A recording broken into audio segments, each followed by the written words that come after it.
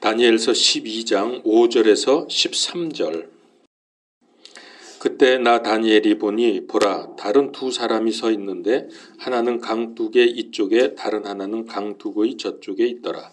하나가 아마포 옷을 입고 강물 위에 있던 사람에게 이르되 얼마나 있어야 이 이적들의 끝이 이르겠느냐 하매 내가 들었는데 아마포 옷을 입고 강물 위에 있던 사람이 자기의 오른손과 왼손을 하늘을 향해 올리고 영원토록 사시는 이를 두고 맹세하여 이르되 그것은 한 때와 두 때와 반 때에 관한 것이니 그가 거룩한 백성의 권세를 흩어 놓는 일을 이루게 될 때에 이 모든 일이 끝나리라 하더라. 내가 듣고도 깨닫지 못하였으므로 그때 이르되 오 내 주여 이 일들의 끝이 어떠하겠나이까 하매 그가 이르되 다니엘아 네 길로 가라. 주께서 끝이 임하는 때까지 그 말씀들을 닫아두고 봉인하셨느니라. 많은 사람이 정결하게 되고 희게 되며 단련을 받을 터이나 사악한 자들은 사악하게 행하리니 사악한 자들 중에서는 아무도 깨닫지 못하되 지혜로운 자들은 깨달으리라. 날마다 드리는 희생물을 제거하며 황폐하게 하는 가증한 것을 세우는 때로부터 1290일이 있으리라. 기다려서 1335일까지 이르는 자는 복이 있도다. 그러나 너는 끝이 이를 때까지 내 길로 가라. 내가 안식하다가 그 날들의 끝에 내 몫으로 정한 곳에 서리라. 아멘. 다니엘서는 처음부터 끝까지 강조하는 아주 중요한 사상이 있는데 그 중에 한 가지만 꼽으라고 하면은 하나님의 절대 주권입니다. 이건 처음부터 끝까지 계속됩니다. 하나님의 절대 주권. 거의 매 장마다 보이는데요. 특별히 4장에 아주 강조되어 있습니다. 세상 나라는 멸망하겠지만 하나님의 영원한 나라는 견고하게 세워질 것이다. 이게 다 하나님의 절대 주권에서 이루어지는 일들입니다. 자, 이제 우리 다니엘서 마지막 부분을 오늘 말씀을 나눌 텐데 이 부분은 성경학자들이 가장 난해한 부분으로 그렇게 보고 있습니다. 성경에서 아마 가장 풀기 어려운 부분이 아니겠느냐라고들 이야기합니다. 이제 우리는 이 부분을 풀어야 합니다. 자, 그래서 5절에서 6절에 보면은 세 사람이 등장을 합니다. 다니엘 빼고 세 사람. 하나는 강둑 이편, 또 하나는 저편. 그리고 또 한 사람이 나타나는데 강물에, 그러니까 강 가운데 있습니다. 이 두 사람이 누구냐 그랬을 때 9장과 10장의 근거에서 이들은 거의 틀림없이 가브리엘과 미가엘일 것이다 라고 하는 것을 우리가 알 수 있고요. 그 다음에 가운데 있는 아마포 옷을 입은 사람이 있습니다. 이 누굴까? 10장 5절 6절의 근거에서 이분은 아직 성육신 하시기 전에 예수님이 거의 확실합니다. 그 다음에도 보면 그 증거가 나오는데요. 양쪽에 있던 천사 중에 하나가 예수님께 묻습니다. 6절에 보니까 얼마나 있어야 이 이적들이 끝이 이르겠습니까? 이 이적들은 뭡니까? 대환란을 말합니다. 마지막 때가 어마어마한 핍박과 공포의 시대, 이걸 이적으로 지금 표현을 합니다. 요거는 1차적으로는 안티오쿠스 4세의 핍박이 끝나는 때이겠지만은 그것보다는 좀 더 근본적으로 마지막 때의 사건들이 도대체 이 대환란이 언제 끝나겠느냐? 그렇게 물었습니다. 그러니까 7절에 보면은 강 가운데 있던 분 예수님께서 양손을 하늘을 향해 올리고 맹세하며 답변을 하십니다. 왜 이런 포즈를 취하실까요? 너무나 확실하기 때문에, 너무나 분명하게 답변을 할 수 있기 때문에 맹세하는 거죠. 그러니까 이런 물음에 대답할 수 있는 분은 오직 예수님밖에 없어요. 예수님 외에 누가 이 질문에 답변을 할 수 있습니까? 자, 그거는 그런데 이제 7절에 들어가면은요, 이제 우리가 좀 익숙하지만은 후반부에 가면은 그것은 한 때와 두 때와 반 때에 관한 것이라. 여러분 이게 뭐죠? 한 때, 두 때, 반 때? 3년 반. 예, 3년 반이죠. 마지막 한 일의 중간. 잘라서 반을 잘라서 여기서 지금 후반에 이제 기적이 막 일어나는데, 그러니까 마귀의 기적들이겠죠. 유대인들이 기적을 좋아하니까 이 기적이, 이 환란이 언제 끝날 것이냐고 물었습니다. 그런데 그거에 대한 답변으로 한 때와 두 때와 반 때에 관한 것이다 말씀을 해줍니다.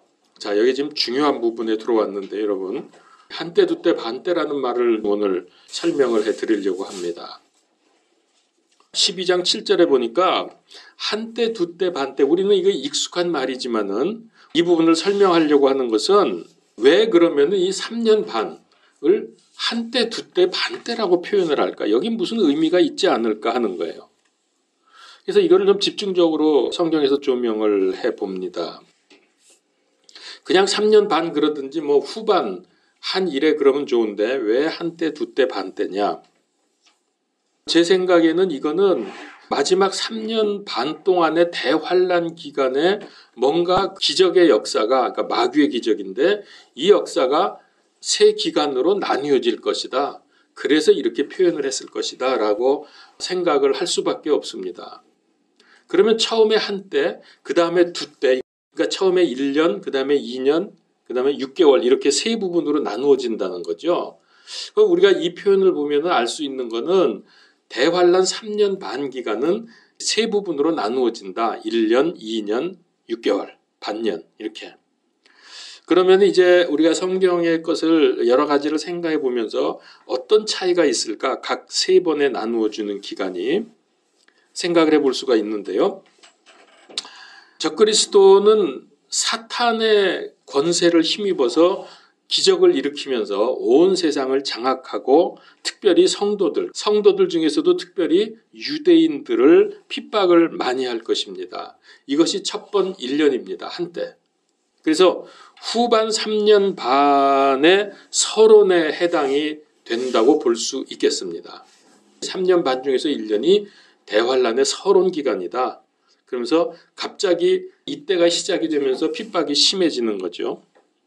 그 다음에 두 때라는 말씀, 2년인데요. 이거는 2년은 뭐냐 하면은 이 핍박과 고통이 첫 번 1년보다도 더 무자비하게, 더 전무후무한 어마어마한 일들이 일어날 것이다. 그러니까 이건 완전히 대환란 기간의 본론이라고 할 수 있겠습니다. 정말 절정이죠. 이때가 두 때입니다. 2년 동안에 이런 본론의 일이 일어날 것입니다. 자, 이렇게 되면은 이제 유대인을 비롯해서 우리 세상에 믿는 사람들 그리고 전 세계 사람들에게 어떤 일이 벌어질까요? 적그리스도의 횡포가 극에 달하면서 이제 거의 하나님과 같은, 그러니까 나쁜 하나님이죠. 이 적그리스도는 이 악당으로서의 최고의 지위를 누리면서 특별히 하나님의 백성 유대인들에게 대해서 완전히 마귀가 승리하는 것처럼 보이게 됩니다. 이 마지막 결론 부분인데, 그러니까 에덴 동산 시절로부터 시작을 해서 타락한 이후에 창세기 3장 15절 여인의 후손 언약을 하나님이 발표하신 이후로 마지막 대환란 때까지 온 인류의 역사를 통해서 마귀가 한 일이 뭐냐면은 이 메시아가 등장하지 못하게 하는 거예요. 근데 등장을 해서 십자가에 죽으신 다음에 부활하심으로 말미암아 마귀가 이거를 완전히 이건 실패했죠. 메시아의 등장을 저지하는 것은 실패했습니다. 그러나 그 이후로는 어떤 일을 했느냐? 하나님이 택한 백성을 이제 완전히 멸망시키는 겁니다. 그래서 2000년 동안 신약 기간 거의 2000년 동안 방황에다가 겨우 지금 모였는데 그들이 지금 얼마나 지금 이스라엘 백성들 여러분 굉장히 타락하고 있는 거 아시죠? 굉장히 나쁜 짓들 많이 합니다. 이스라엘 사람들. 그럼에도 하나님이 지키고 계신 거예요. 뭐 그런 얘기 지금 다 할 수 없고, 그래서 지금 유대인들을 완전히 무너뜨리는 게 마귀의 마지막 발악입니다. 그래서 유대인들을 집중적으로 지금 대환란 때 괴롭히고 있는 것인데, 이렇게 한때 두 때 지나면서 유대인들은 거의 죽음의 상태, 멸절 상태에 이르게 됩니다. 그러면서 마지막 6개월 기간이 이제 반때가 되는데, 이 반때는 이제 유대인들의 초죽음 상태에 이르는 거죠. 그렇게 해서 마치 사람으로 표현하면은 숨이 넘어갈 직전까지 이르게 됩니다. 그럴 때에 갑자기 예수님께서 재림을 하시게 됩니다. 재림을 하셔서 적그리스도를 순식간에 멸망시킵니다. 이게 반대입니다. 그러니까 적그리스도는 갈수록 세력을 얻어서 세상을 삼킬 듯이 날뛰겠지만은 마지막 결론 부분에서 느닷없이 적그리스도는 종말을 맞이하면서 그는 불호수로 던져지게 됩니다. 그래서 이것이 대환란의 결론입니다. 이 말씀을 하기 위해서 예수님이 7절에서 두 손을 올리고 맹세하면서 예수님께서 말씀하신 거예요. 얼마나 예수님도 분이 나셨으면은 이렇게까지 하실까? 예수님이 맹세까지 하실 거 있습니까마는 그렇게 하시는 거예요. 너무나 악한 일들이 일어날 것이기 때문에. 그러면서 끝난다고 하는 것을 알려주고 계시는 거죠. 자, 7절 후반부에 지금 우리가 그 한때 두때 반때 그 다음에 보면은 무슨 말씀이 있냐면 그가 거룩한 백성의 권세를 흩어놓는 일을 이루게 된다고 말씀을 합니다. 거룩한 백성을 흩어놓습니다. 그러니까 이게 뭡니까? 유대인들이 고난이 극에 달해서 완전히 박살이 나는 겁니다. 완전히 죽기 직전까지, 숨 넘어가기 직전까지 도달하는 거죠. 그렇게 되면 이 대환란의 기적이 끝나게 됩니다. 우리가 볼 때는 완전히 이제 이스라엘은 더 이상 이제는 소망이 없다. 완전히 끝장났다고 볼 수밖에 없는 그 상황까지 이른다는 거죠. 그만큼 대환란은 어마어마한 고통이고 이건 상상할 수 없는 무시무시한 일들이 벌어진다는 겁니다. 그래서 이거를 알려주시기 위해서 한때, 두때, 반때 이렇게 나누어서 설명을 한다고 생각할 수 있습니다.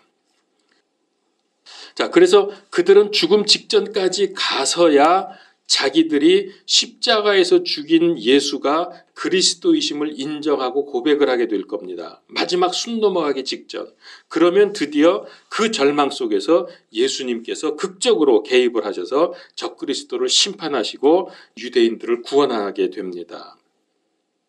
그래서 예수님께서 뭐라고 말씀하셨느냐? 이런 상황을 예수님께서 어떻게 표현하셨냐면은 마태복음 24장 13절에 끝까지 견디는 자 곧 그는 구원을 받으리라. 대개 사람들이 어떻게 이 말씀을 이해하냐면 끝까지 견딘다 그러니까 죽을 때까지라고 보통 생각을 합니다. 이게 이제 전부 우리 신약 성도들에 적용을 하니까 그렇게 나오는데 이거는 유대인에게 하신 말씀입니다. 끝까지 견딘다는 얘기는 대환란 끝까지입니다. 대환란 끝까지 견디는 자는 구원을 받습니다. 그런데 그 전에 무너지든지 적그리스도하고 타협을 한다든지 거기에 붙게 되면은 그건 구원을 못 받습니다. 그만큼 어렵습니다.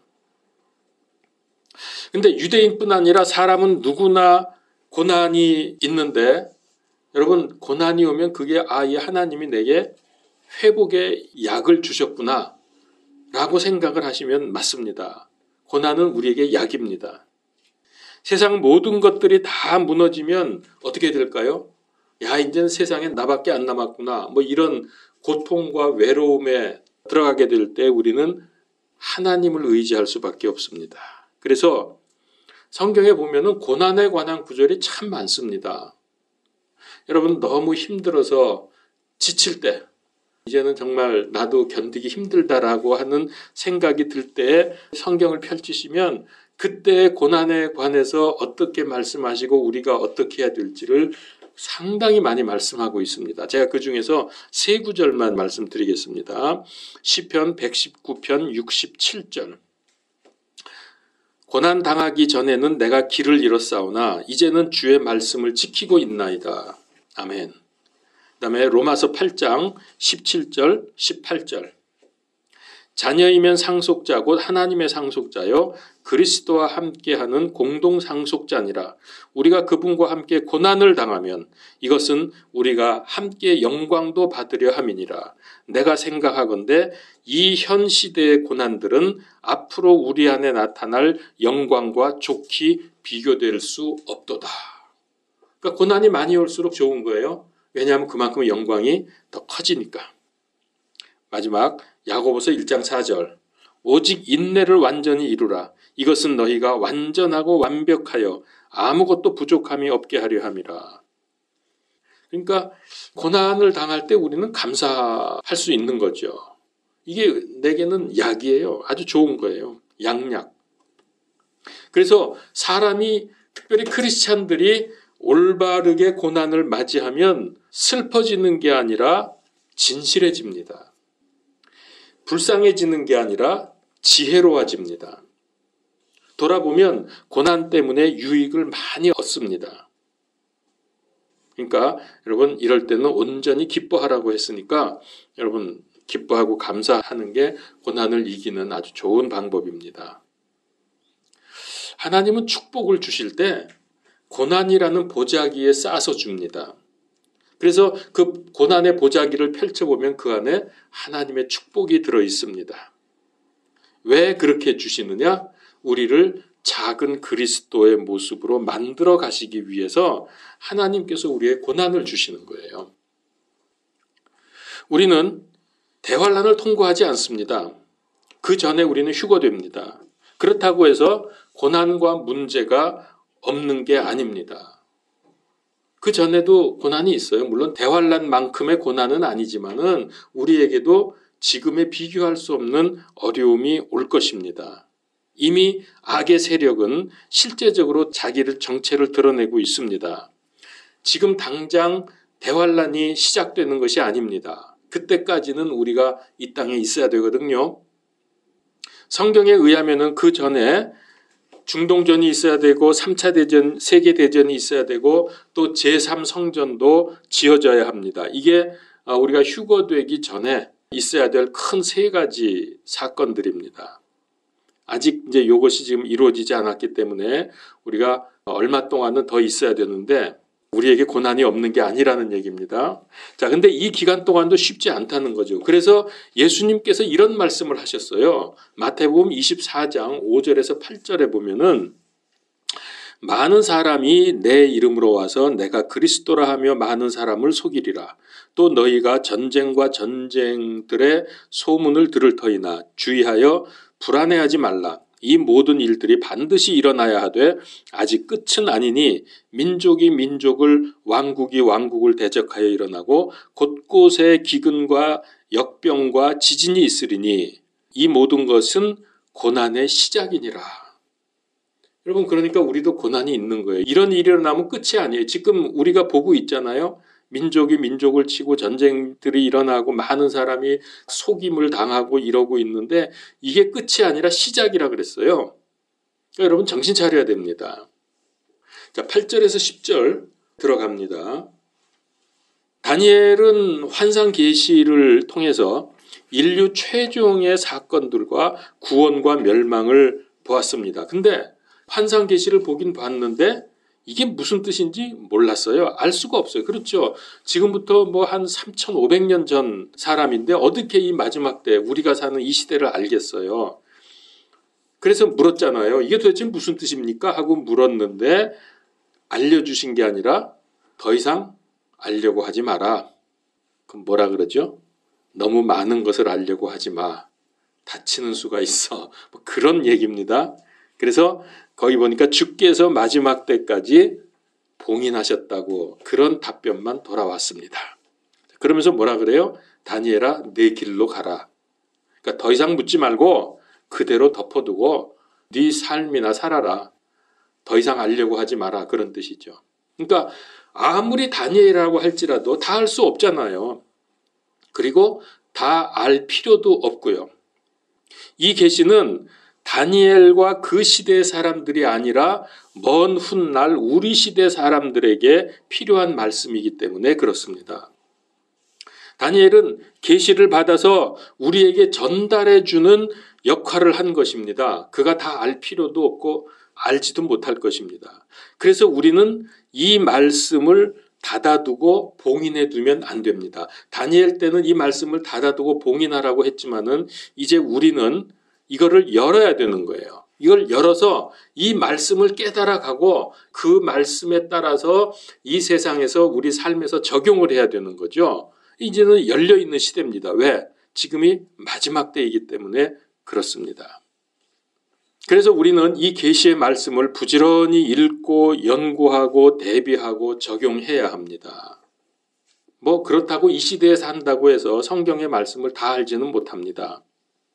지금 우리 시대 사람들이 성경에 있는 내용들을 아마 시대적으로 보면 가장 많이 아는 사람들일 겁니다.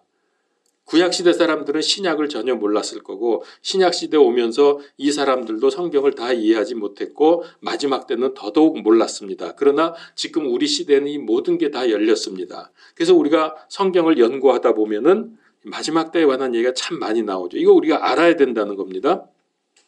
그래서 성경을 자꾸 읽고 묵상하고 기도하면 이 하나님의 말씀이 어렵지가 않구나. 생각보다 이해할 수 있는데 어렵지가 않구나 하는 것을 알게 됩니다. 물론 그래도 어렵고 이해가 안 되는 부분이 많이 있죠. 전문적으로 연구하는 신학자들이나 설교하는 목사님들도 사실 성경에 모르는 거 굉장히 많습니다. 저도 마찬가지고요. 너무너무 모르는 게 많아요. 그러나 그거는 별 문제가 되질 않습니다. 왜냐하면은 지금 우리가 살고 있는 이 시대에도 완전히 열리지 않은 그런 말씀이 있고요. 열렸다고 해도 그 사람은 그거를 알 필요가 없을 때에 그 사람은 그거를 알지 못하게 되는 거죠. 하나님이 열어주시질 않으니까. 그래서 하나님의 말씀은 알아야 할 필요가 있는 시대에 알아야 할 필요가 있는 사람에게 알게 해주십니다.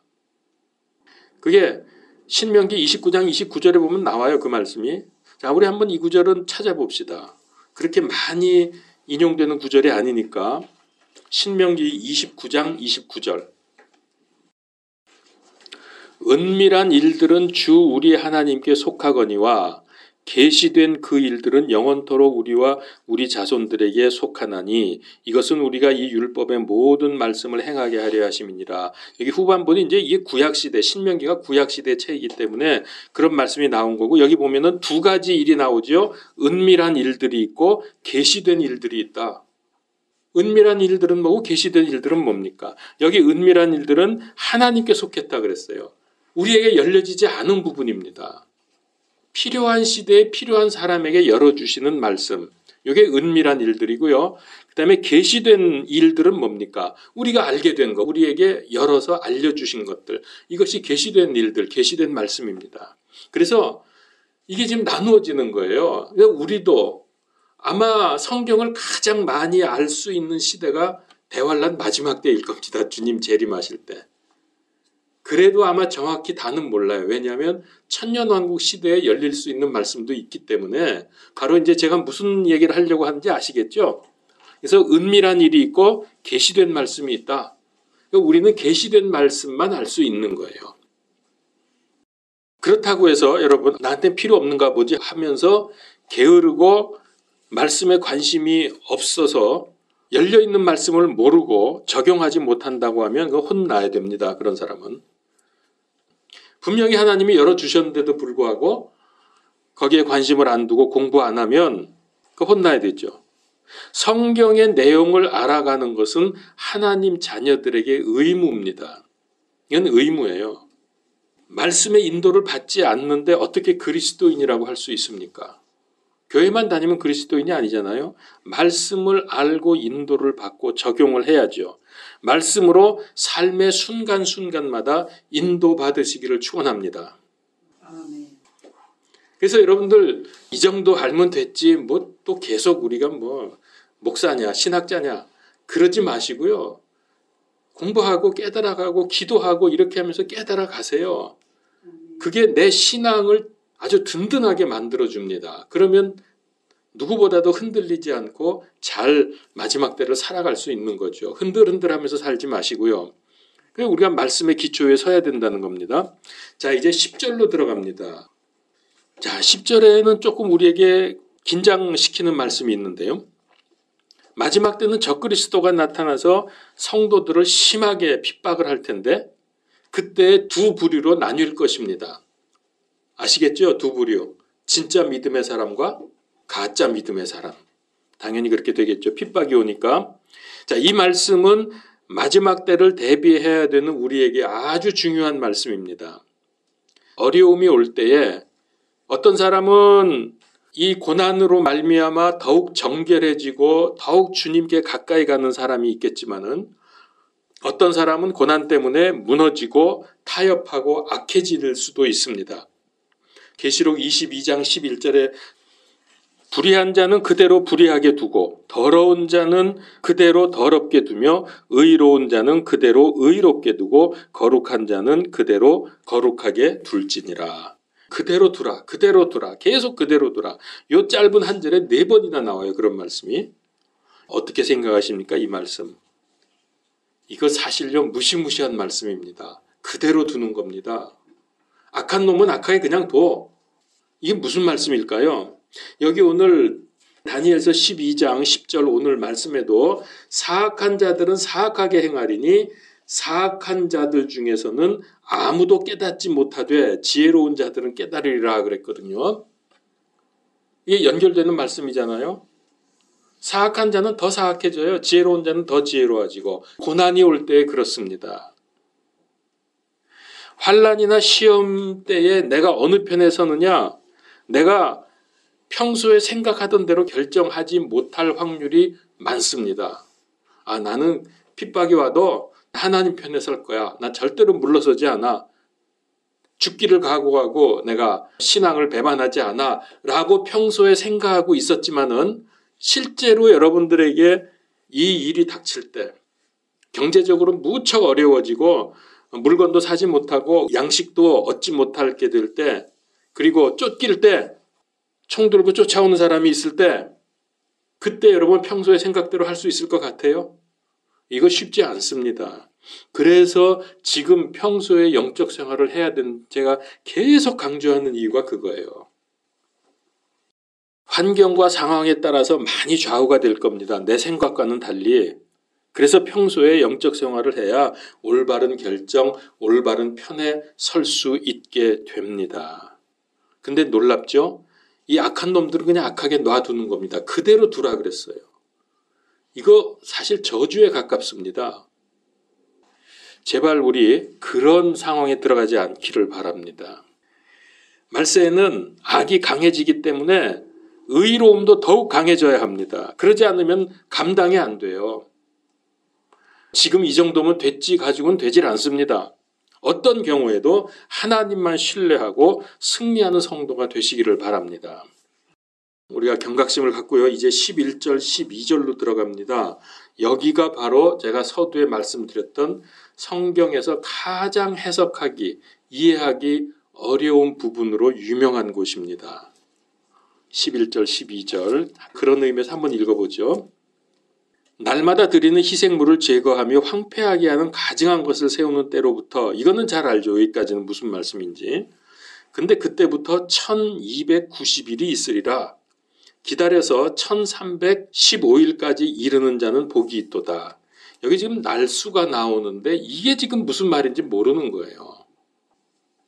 성경에서 가장 이해하기 어려운 부분인데 여기 1290일 이게 해석이 안 되니까 뭐라고들 보통 말하냐면은 안티오쿠스 4세가 예루살렘 성전 지성소에 제우스 신상 그러니까 자기의 신상을 세운 때로부터 마카비 혁명에 이르기까지 그래서 약간의 자유를 얻을 때까지 그래서 성전을 청소하죠. 그래서 그 무슨 절기가 하나 생기죠 그때? 수전절. 성전을 성전을 깨끗이 한단 말이에요. 그런 절기다. 왜? 안티오쿠스 4세가 거기다가 돼지 갖다 밀어넣고 제우스 신상 멸망에 가증한 거 세우고 이런 일 한 것을 청소한 절기 그것을 기념하는 절기가 수전절 하누카라고 하는데 뭐 그때까지가 1290일이라고 그렇게 얘기합니다. 1290일을 여러분 연수로 계산해 보면 얼마가 되냐면은 3년 7개월입니다. 또 그리고 나서 12절에 가면은 1335일이라 그랬어요. 그때까지 기다리는 자는 복이 있다. 이거 참 고민이네. 어떤 사람은 적그리스도에게 핍박을 받는 기간이 3년 7개월이라고 말을 합니다. 우리는 3년 6개월이잖아요. 우리가 알고 있는 거는. 왜 30일이 연장이 됐느냐? 그 이유는 다니엘서 6장에 보면은 다니엘이 핍박받을 때 사자굴에 던져졌는데 그때 어떻게 던져졌냐 하면은 법령이 선포가 되는데 앞으로 30일 동안 왕 외에 다른 신에게 기도하는 자는 사자굴에 던져 넣자고 하는 그런 법안이 발의가 되거든요. 그 30일을 여기다 붙여가지고서 그래서 이 30일이 늘어난 거는 대환란 기간 중간에 최고의 핍박의 기간, 가장 어려운 때가 30일이다. 이때는 까딱 잘못하면 사자굴에 던져서 죽는다. 이런 식으로 해서 30일을 붙여버려요. 그러면 1290일이 되죠. 그렇게 하면은. 이건 저는 동의할 수가 없습니다. 이런 해석은. 그리고 1335일은 1290일에서부터 45일이나 더해집니다. 그러니까 그때까지 기다리면은 복이 있다 그랬으니까 이게 그때 주님이 지상 재림하시는구나. 그러면은 드디어 모든 것이 끝나니까 그때까지 있으면은 견디면은 복이 있다고 말씀하신 거다. 뭐 또 이렇게도 봅니다. 그러나 여러분 주님 재림이 또 그때 이루어집니까? 그것도 아니거든요. 근데 대체로 이제 이거 외에는 뭐 다른 얘기들이 없어요. 제가 많이 찾아봤어요. 저도 이거 좀 알고 싶어서. 근데 이제 저 혼자 이걸 해석했다는 게 아니라 어느 한 부분에서 제가 쭉 그런 해석들을 보다가 실마리를 하나 잡았어요. 이거다 이거. 그래서 제가 그 실마리를 붙들고 묵상을 하고 연구를 했더니 제 나름대로 답이 나오더라고요. 그래서 이제 그걸 여러분들에게 말씀을 드리려고 하는 겁니다. 일반적으로 되게 그냥 넘어가고 해석을 하느라고 하지만 그런 방법으로 하면은 어떤 문제가 생기냐면은 성경의 다른 부분하고 맞질 않아요. 주님의 재림이 지상 재림이 그때가 아니거든요. 분명히 3년 반 끝나면서 주님 재림하신다고 분명히 말씀되어 있고 그 다음에 3년 반이지 한 중간에서 거기다가 30일을 더해서 1290일이 된다든가 뭐 이런 거는 성경의 다른 부분하고 맞질 않습니다. 그래서 가장 문제는 정확히 한 일에 7년 그리고 그 한 중간인 3년 6개월하고 맞아지질 않아요. 그렇게 되면 어느 정도 문제가 생기냐 30일이 틀려지고 그 다음에 45일이 틀려지니까 75일이나 성경하고 달라집니다. 그러면 성경이 여기저기가 삐딱해지는 거죠. 어그러지는 거죠. 그래서 이제 이럴 때는 우리가 이 난관을 돌파하는 방법이 뭐냐? 성경을 문자 그대로 봐라. 제발 인간의 머리로 해석해서 이거 갖다 붙이고 저거 갖다 붙이고 그렇게 하지 말고 문자 그대로 보면 되지 않겠냐? 그래서 이제 문자 그대로 봅니다. 분명히 예수님의 재림은 3년 반, 후반 3년 반이 끝나면은 곧바로 주님의 재림이 되면서 그 대환란이 끝나는 걸로 되어 있고 그 다음에 거기서부터 무려 30일, 45일 그래서 75일 기간에 공백기가 생기고 그 다음부터 복이 있다 그랬거든요. 자, 그러면 이건 도대체 뭐냐? 다른 성경 구절하고 비교를 해서 이거를 함부로 우리가 마음대로 결정하지 않도록 해야 됩니다. 사실 이렇게 생각하면요. 해석될 수 있어요. 자, 주님은 재림하셨어요.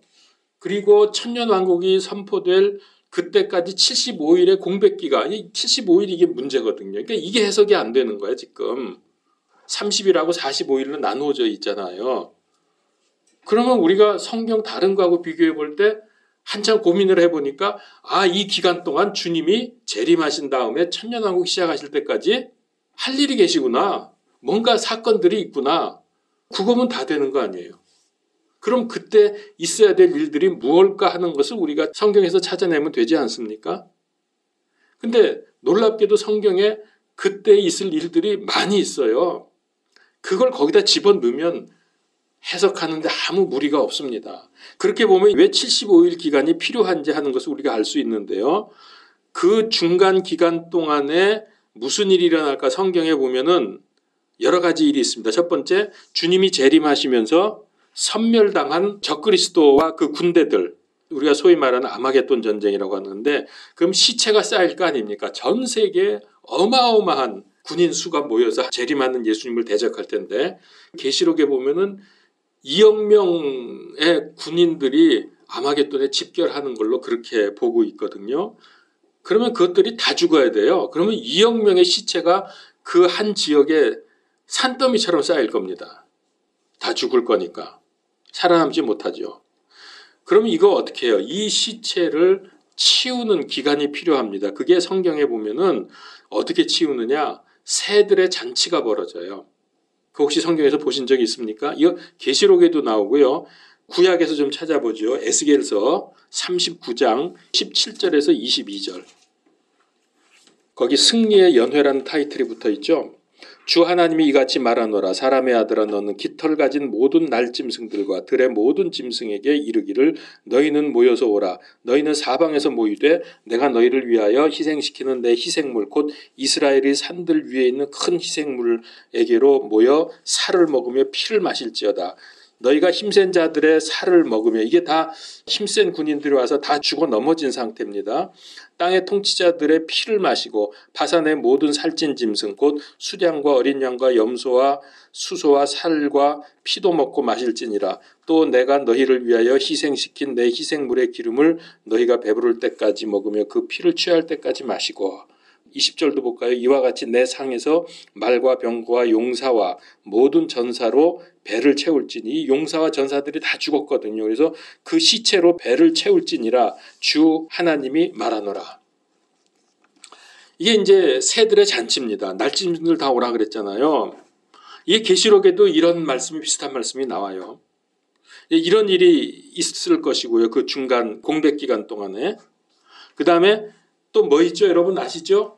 양과 염소 심판이 이때 있죠. 마태복음 25장에 있는, 그러니까 예수님이 지상재림하신 다음에 양과 염소, 유대인을 도왔냐 안 도왔냐 따라서 그거 우리 민족의 심판으로 나눠지지 않습니까? 그 일이 또 이 기간 중에 있어야 될 것이고요. 또 천년왕국에서 제사장 노릇을 할 유대인들은 천년왕국에 들어가면 전부 제사장이 됩니다. 그들이 전 세계에서 다 돌아와야 됩니다. 그 시간도 필요하고요. 에스겔서 39장 23절에서 29절, 그중에 제가 25절만 하나 읽어볼게요. 그러므로 주 하나님이 이같이 말하노라. 이제 내가 야곱의 포로된 자들을 다시 데려오고 이스라엘의 온 집에게 긍휼을 베풀며 내 거룩한 이름을 위하여 질투하리라. 가나안 땅보다도 밖에 있는 디아스포라 유대인들이 지금 더 많이 있습니다. 아직도. 그들이 다 돌아와야 돼요. 그래야 천년왕국에 들어가서 제사장 노릇을 하면서 거기 또 성전도 세워질 거고 뭐 이럴 텐데, 그 일을 해야 되니까 돌아오는 시간도 걸리고요. 그 다음에 에스겔서 40장에서 48장에 보면은 아주 길고 장황하게 자세하게 성전 건축을 하는 내용이 나옵니다. 이걸 가리켜서 우리는 에스겔 성전이라고 말하죠. 이게 건축이 돼야 천년왕국 들어가면서 그 성전에서 하나님께 제사 드리고 유대인들이 제사장 노릇을 하게 되는 것이죠. 이런 할 일이 많이 있어요. 그 기간 동안에. 왜 이걸 적용을 못하죠? 자, 그렇다면 이런 많은 일들이 75일 동안 일어날 것이다. 그래서 이제 가능한 추측을 또 제 나름대로 해봅니다. 이거 가지고 이단이라고 그러고 아니라 그러면 안 되는데 할 수 없지만은 저는 이제 이렇게 생각해서, 그러면 왜 30일하고 45일을 이 75일을 둘로 나누었느냐? 그 의미가 있을 거 아니에요. 그러면 처음 30일 동안 할 일이 있고 후에 45일 동안 할 일이 있을 거다. 자, 우선 처음 30일 동안에 예수님이 지상재림하시면서 적그리스도와 그의 군대들을 섬멸을 하는데, 이걸 보통 아마겟돈 전쟁이라고 말하죠. 그리고 그분께서 올리브 산을 밟으시면은 산이 동서로 갈라지면서 남북으로 이동하는 지진이 일어나고요. 그 다음에 아까 말씀드린 새들의 잔치, 날짐승들이 전 세계에서 아마 모여들 것 같아요. 그래서 그 시체들을 뜯어먹으면서 잔치를 벌이죠. 그 다음에 전 세계 곳곳에 흩어져 있던 유대인들이 귀환을 할 거고 양과 염소로 나누는 민족들의 심판이 있을 것입니다. 이것이 아마 30일 동안 있을 것이다. 이 일이 순서적으로 볼 때에, 그러니까 순서도 뭐 성경에 있는 건 아니지만은 이렇게 해야 순서가 맞을 것 같다는 생각이 들어서 제가 말씀드리는 겁니다. 제가 지금 말씀드린 순서로 30일 동안 이런 일들이 진행이 될 거고요. 그 다음에 45일 동안은 천년왕국에서 사용될 에스겔 성전을 건축하는 시간이 45일이 걸릴 거라고 생각을 해봅니다. 이 성전 건축은 유대인들을 중심으로 이제 건축이 될 것 같은데요. 성전이 건축이 되면, 완성이 되면 75일 동안을 다 소비를 했죠. 그러면은 드디어 여기 말씀대로 1335일까지 이르는 자는 복이 있도다 그랬으니까 바로 그때 75일이 지나면서 그리스도 왕국이 선포되는 것입니다. 드디어 예수 그리스도의 왕국, 즉 천년 왕국이 선포가 되면서 시작이 되는 거죠. 그래서 그때까지 그리스도의 왕국이 시작되는 그때, 그러니까 그게 1335일까지, 그때까지 기다리는 자는 복이 있다. 왜? 그 나라에 들어가게 될 테니까.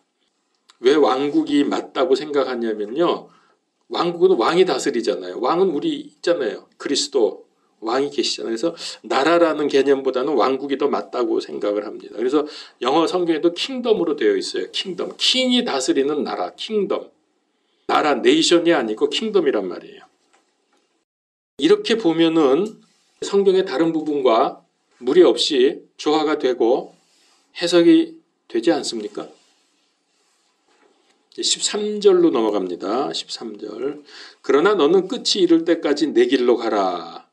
네가 안식하다가 그 날들의 끝에 내 몫으로 정한 곳에 서리라. 많은 수고를 한 다니엘에게 위로와 축복의 말씀을 하고 있죠. 내 길로 가라. 즉 네가 할 일을 하다가 그냥 죽으면 돼. 이 마지막 때 이 환상에 대해서 알 수도 없고 너는 알 필요도 없어. 이제 이 말이에요. 네 길로 그냥 가면 돼. 그렇게 살다 죽어. 그런 겁니다.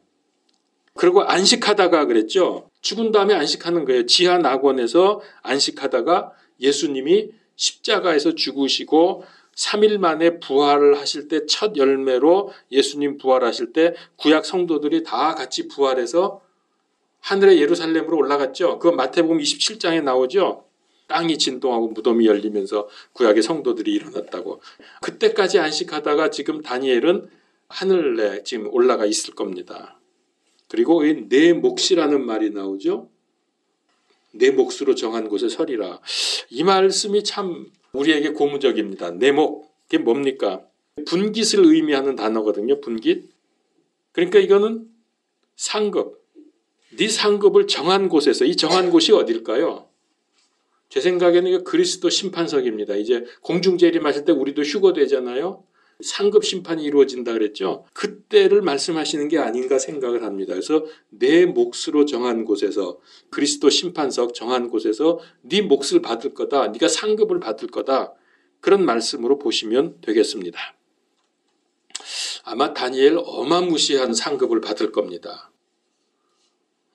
상급에 관한, 그 심판석에 관한 말씀 다 아시겠지만 제가 두 구절만 말씀드리겠습니다. 고린도 후서 5장 10절. 우리가 다 반드시 그리스도의 심판석 앞에 나타나리니 이로써 각 사람이 좋은 것이든 나쁜 것이든 자기가 행한 것에 따라 자기 몸 안에서 이루어진 것을 받으리라. 여기 분명히 그리스도의 심판석이란 말씀 나오죠. 또 계시록 22장 12절. 보라 내가 속히 오리니 내가 줄 상급이 내게 있어 각 사람에게 그의 행위에 따라 주리라. 상급은 행위로 받는 것입니다. 구원은 믿음으로 받고 상급은 행위로 받습니다. 이거 반대하는 사람들 굉장히 많아요. 무슨 상급을 행위로 받냐, 은혜 어디로 갔냐 자꾸 이러는데 아닙니다. 성경에 분명히 말씀하고 있어요. 네 행위에 따라 상급 받는다고 말씀하셨어요. 자, 그래서 마지막 때를 사는 우리 성도들 염두에 두어야 할 세 가지 자세를 정리하고 마치겠습니다. 첫 번째, 믿음을 지키기 어려운 시대에 우리가 어떻게 해야 될지 대비를 해야 합니다. 야고보서 1장 12절. 시험을 견디는 자는 복이 있나니 그가 연단을 받은 뒤에 주께서 자신을 사랑하는 자들에게 약속하신 생명의 관을 받으리라. 인내하고 끝까지 견디는 사람에게는 생명의 면류관을 주시는 걸로 되어 있습니다. 왜냐하면 목숨 걸고 싸워야 되니까. 그래서 생명의 면류관. 우리는 믿음을 지키면서 맡겨주신 사명을 다하다가 마침내 죽든지 아니면 휴거될 겁니다. 여러분 죽고 싶습니까? 휴거되고 싶습니까? 그리고 그리스도 심판석에서 상급을 받게 될 것입니다. 그러니까 이때 생각하면서요. 신앙생활 잘하세요. 상급이 있습니다. 두 번째, 그래서 영광의 부활을 바라보며 살자. 고린도전서 15장 42절에서 44절. 죽은 자들의 부활도 이와 같으리라. 그것은 썩은 것 가운데 뿌려지고 썩지 않는 것 가운데 일으켜지며 수치 가운데 뿌려지고 영광 가운데 일으켜지며 연약함 가운데 뿌려지고 권능 가운데 일으켜지며 본성에 속한 몸으로 뿌려지고 영에 속한 몸으로 일으켜지나니 본성에 속한 몸이 있고 영에 속한 몸이 있느니라. 그렇습니다. 그때는 우리가 영화로운 몸, 영에 속한 몸으로 바뀔 것입니다. 빌립보서 3장 21절에도 그분께서는 모든 것을 자기에게 복종시킬 때 사용하는 능력을 발휘하사 우리의 천한 몸을 변화시켜 자신의 영광스러운 몸과 같게 만드시리라. 우리의 천한 몸은 지금 현재 몸을 말합니다. 이 몸을 변화시켜 어떻게 해요?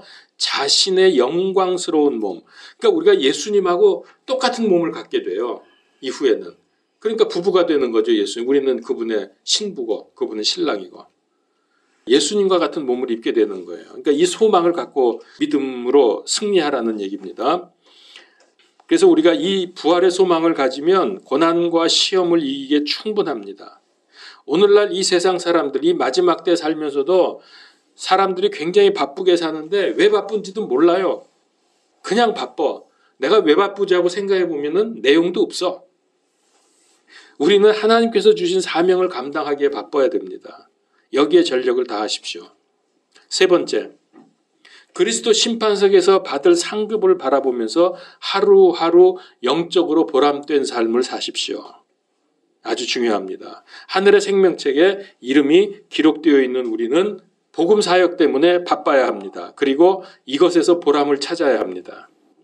복음 전하면서 믿음으로 양육하는 사역, 우리 주변에 있는 넘어진 자, 유혹에 빠진 자, 시험에 든 자, 실망하고 있는 자 많이 있잖아요. 그러니까 복음도 전하고 그런 사람들을 양육하는, 세워주는 사역, 이거 우리가 마지막 그날까지 감당을 해야 합니다. 이게 우리의 사명이고 이게 우리의 상급이 될 것입니다. 충성된 믿음의 성도들이 되시기를 바랍니다. 자, 이제 다니엘서 다 마쳤습니다. 다니엘이 우리에게 보여주는 삶의 자세, 하나님의 입장에서는 다니엘서 전체에서 우리가 뭘 볼 수 있다고요? 하나님의 절대주권. 그 다음에 우리 인간 편에서, 즉 다니엘의 삶의 모습에서 우리가 배워야 할 핵심적인 것을 한마디로 요약해라. 그러면 다니엘은 말씀을 연구했고 기도 생활에 성공했습니다. 이것이 그로 하여금 영적인 통찰력을 갖게 했습니다. 다 봤잖아요, 마지막까지. 지금 이 시대에 꼭 필요한 다니엘의 삶의 모습, 우리가 신앙적으로 영적으로 가져야 할 덕목입니다. 승리하시기 바랍니다. 기도합시다.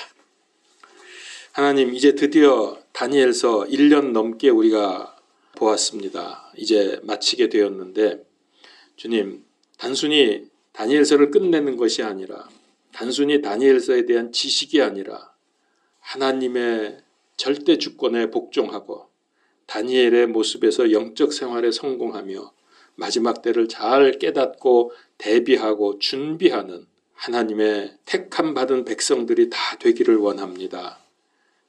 주여, 우리와 함께 하시고 영적 생활에 성공하게 하시고 그리함으로 남은 우리의 삶 동안에 감당해야 될 사명을 잘 감당하게 하시고 복음 전하고 양육하는 바쁜 일정을 보내게 하시고 그리스도 심판석에서 많은 상급을 누리는 우리 생명빛 성도님들이 다 되게 하여 주시옵소서.